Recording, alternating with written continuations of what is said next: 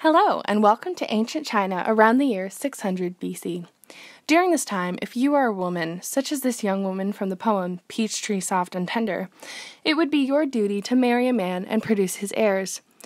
These ideals are represented in this poem, in which a woman is presented in an idealized manner as a peach tree, soft and tender, bearer of children, and servant of her husband and his family. Part of the reason why women were so subservient in Chinese culture during this time was due to the concept of the yin and yang. Women represented the yin, which was characterized as being soft and tender, while men represented the yang, which was characterized as assertive and dominating.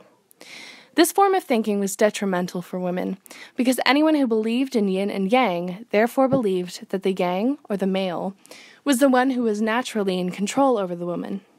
This meant that for the yin, or the women, to be in control in any sense of the word, meant that the natural order would be disrupted, thus causing chaos in the world. It's interesting to note the level of idealization of the woman in this poem, not for who she is as a person, but rather who she is as an asset to the men in her life.